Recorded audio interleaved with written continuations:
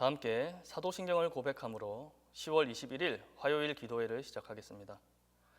나는 전능하신 아버지 하나님 천지의 창조주를 믿습니다. 나는 그의 유일하신 아들 우리 주 예수 그리스도를 믿습니다. 그는 성령으로 잉태되어 동정녀 마리아에게서 나시고 본디오 빌라도에게 고난을 받아 십자가에 못 박혀 죽으시고 장사된 지 사흘 만에 죽은 자 가운데서 다시 살아나셨으며 하늘에 오르시어 전능하신 아버지 하나님 우편에 앉아 계시다가 거기로부터 살아있는 자와 죽은 자를 심판하러 오십니다. 나는 성령을 믿으며 거룩한 공교회와 성도의 교제와 죄를 용서받는 것과 몸의 부활과 영생을 믿습니다.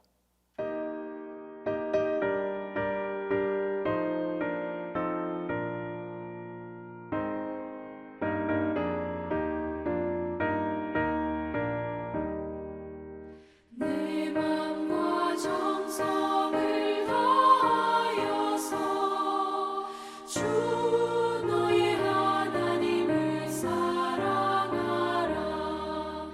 내 몸을 아끼고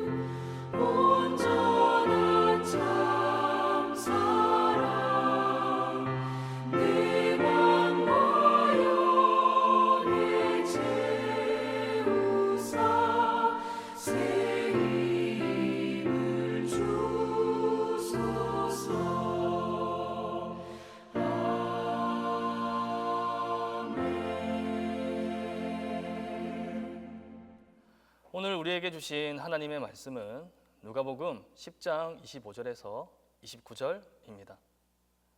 신약 성경 누가복음 10장 25절에서 29절입니다. 어떤 율법 교사가 일어나 예수를 시험하여 이르되 선생님, 내가 무엇을 하여야 영생을 얻으리이까? 예수께서 이르시되 율법에 무엇이라 기록되었으며 내가 어떻게 읽느냐?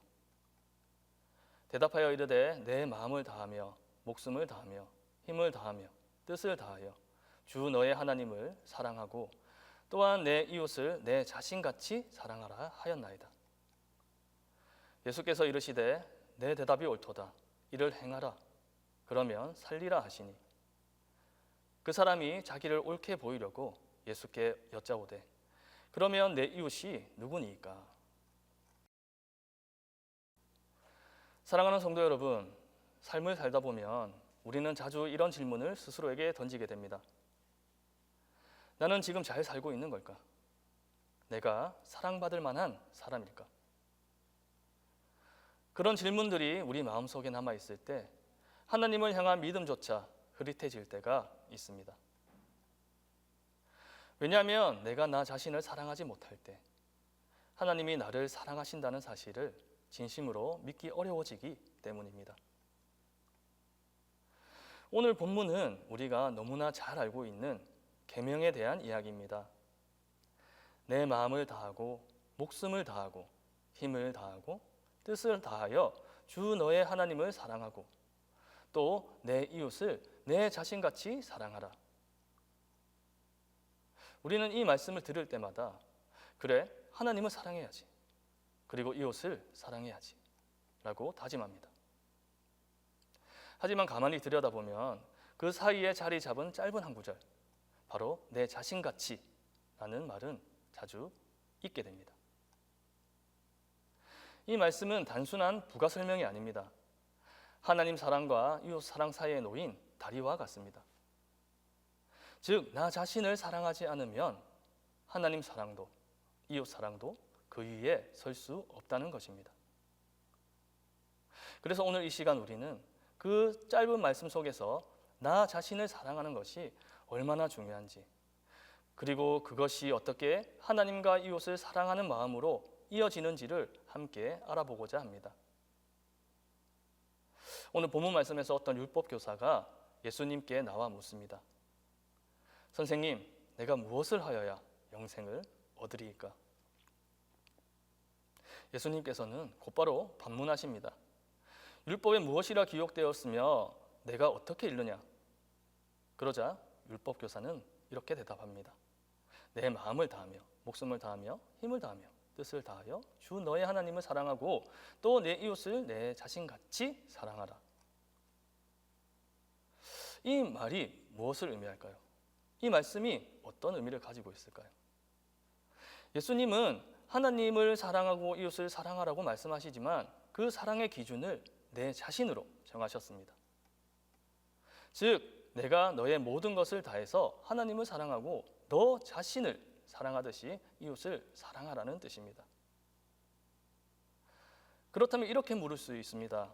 주님, 만약 제가 저 자신을 사랑하지 못한다면 어떻게 하나님과 이웃을 사랑할 수 있습니까? 바로 이 질문이 오늘 말씀의 가장 중요한 질문이라는 것입니다.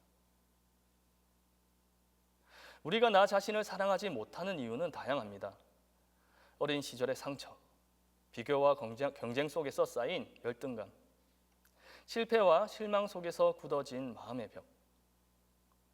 우리는 늘 누군가와 자신을 비교하면서 나는 부족하다, 나는 못났다, 나는 연약하다 라는 생각을 품게 됩니다. 그러다 보면 자신을 돌보는 것이 마치 이기적인 것처럼 느껴지고 스스로를 미워하는 습관이 자리 잡게 됩니다. 하지만 성경은 이렇게 말합니다. 우리가 사랑함은 그가 먼저 우리를 사랑하셨습니다. 하나님이 먼저 우리를 사랑하셨다는 사실을 깨닫는 순간 나를 사랑할 이유가 생깁니다. 하나님은 내가 완벽해서 사랑하신 것이 아니라 그분의 형상으로 지으셨기에 사랑하십니다. 내가 나를 사랑한다는 것은 하나님이 하신 창조를 인정하는 것이고 받아들이는 것입니다. 즉, 자기 사랑은 신앙의 출발점이자 믿음의 첫 응답입니다. 이 사실을 이해하면 내 자신같이 라는 말의 무게가 다르게 들리게 됩니다. 이제 우리는 나 자신을 사랑하는 법을 배워야 합니다. 그 사랑은 교만이나 자기애가 아니라 하나님의 눈으로 나를 바라보는 연습입니다.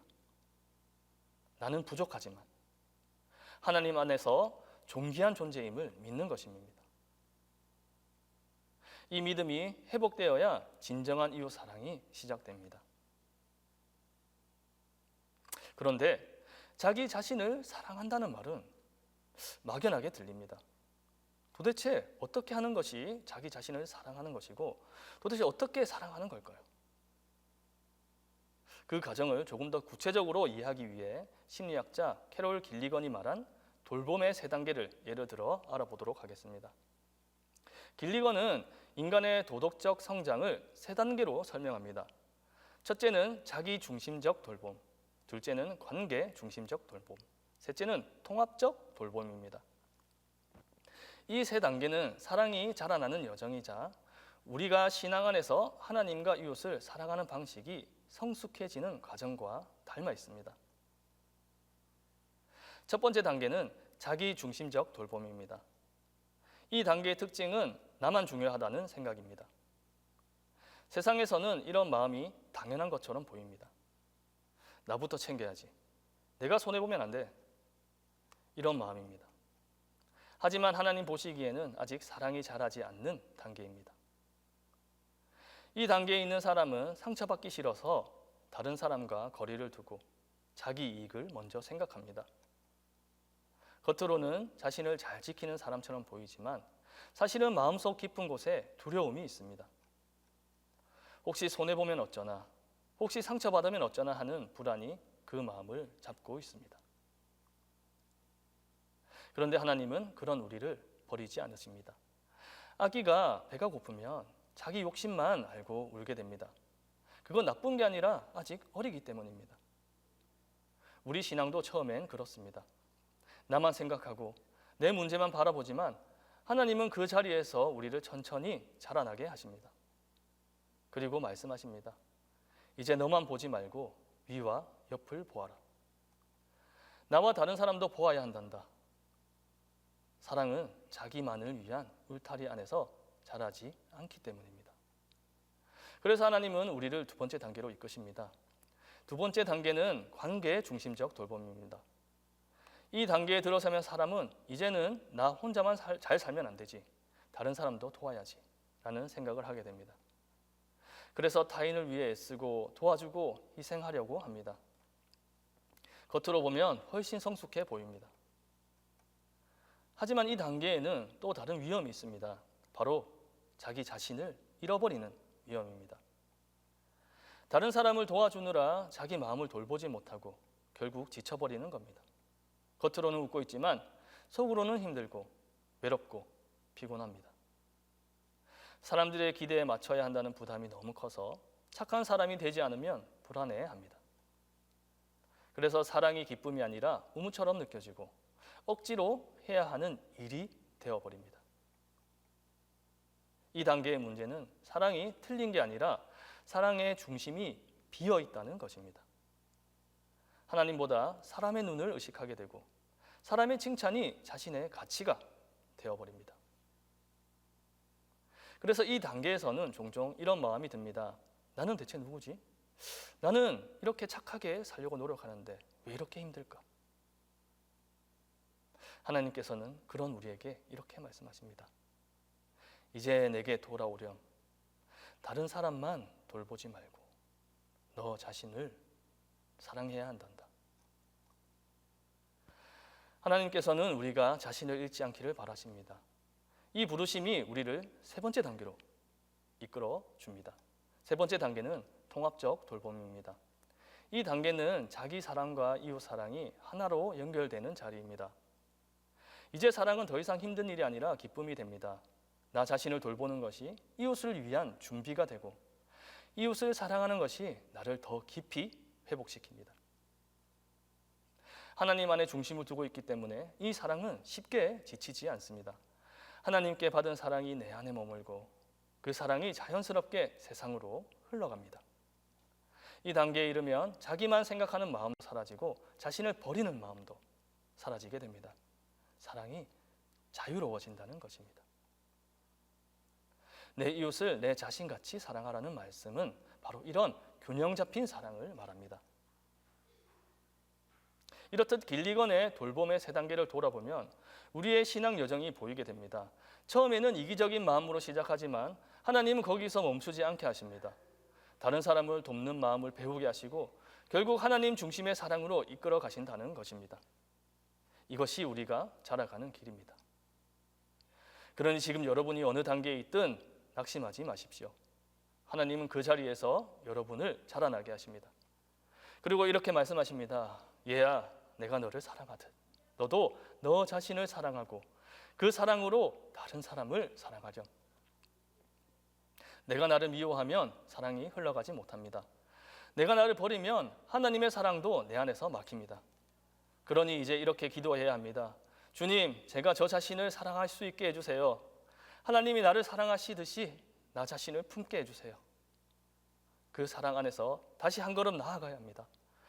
혹시 지금 스스로를 자책하며 살아가고 있는 분 있습니까? 과거의 실수 때문에 자신을 용서하지 못하는 분이 있습니까? 오늘 하나님께서 그 마음에 이렇게 말씀하십니다. 내가 너를 사랑한다. 내 하나뿐인 아들을 십자가 앞에 내어놓을 만큼 나에게 너는 귀하다. 이 음성을 믿고 나 자신을 향한 하나님의 시선을 받아들이시기 바랍니다. 우리가 나 자신을 소중히 생각하며 하나님을 사랑하고 이웃을 사랑할 수 있을 때 우리의 삶 속 놀라운 변화가 펼쳐지게 될 것입니다. 우리 함께 기도하겠습니다.